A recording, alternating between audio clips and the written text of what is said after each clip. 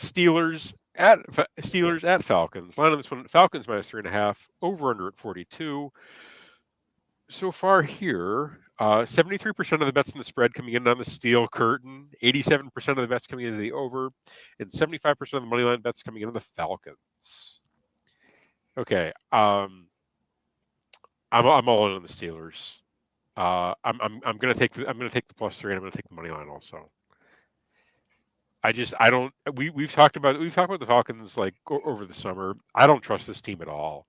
Anytime I see a team that's hyped like the way they are, that still has a lot of question marks throughout the roster. That gets my antenna up. I don't love the Falcons pass rush. I don't love their defensive backfield. Um, I don't. We haven't really seen this offense operate really together yet.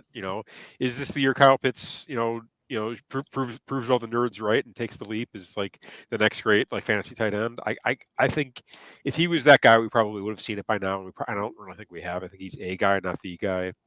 Um, I don't. I think again, Drake London is very good. I don't know if he's great. Bijan Robinson, he's legitimately great, and I'm really interested to see what he looks like in year two. But that being said, I don't quite understand how all these pieces are going to fit together. I don't trust a 36-year-old quarterback coming off a torn Achilles. I'm not quite sure what if we know what Kirk Cousins is going to look like. I don't know that he's. I don't necessarily know that. I know Desmond Ridder wasn't any good last year, but I don't know that Kirk Cousins is necessarily the answer there. I think I think if they were if they were starting Michael Penix and the word on the street is that he's that he was fantastic, like looking great in training camp, looking great in the preseason games, I might be buying in a bit more. But the fact that you're starting with a 36-year-old former free agent quarterback coming off an Achilles does not inspire me. So give me the steel curtain to get the job done. I believe in Mike Tomlin. I believe in the Steelers. Let's go. Yeah, I agree with you. I'm going with the Steelers +3.5. Consider the money line also, basically for the same reasons. Even Kirk Cousins on his best day. I mean, he isn't terrible, but he is coming off an injury. The Falcons were also, pretty miserable last year despite the talent, but that's mainly because they didn't have a quarterback. Another thing to mention: this is the Art Smith revenge game. Art Smith now offensive coordinator for the Steelers. Falcons have a new head coach, Raheem Morris, who was with the Buccaneers. Oh, and let's not forget the new defensive coordinator for the Falcons. Who's that? Jimmy Lake. Oh, okay.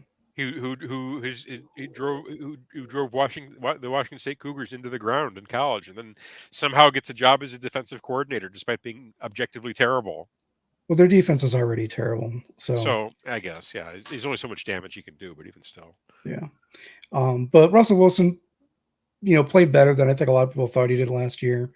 It's interesting to see how he's going to work into their system. It'll be interesting to see. Apparently, they're going to have some Justin Fields packages. Whatever that means. We'll see Justin Fields maybe at some point.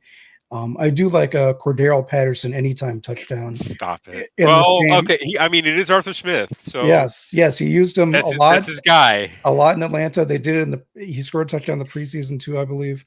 Time Magazine Player of the Year. Yes. So, maybe parlay Steelers money line with the Cordero Patterson anytime. What I would love is if we get like true odds on a Justin Fields anytime touchdown. Yeah. It's going to be juice, so it's probably going to be a stay away. But that's the one I would be interested in. Is it Justin Fields anytime touchdown? Yeah.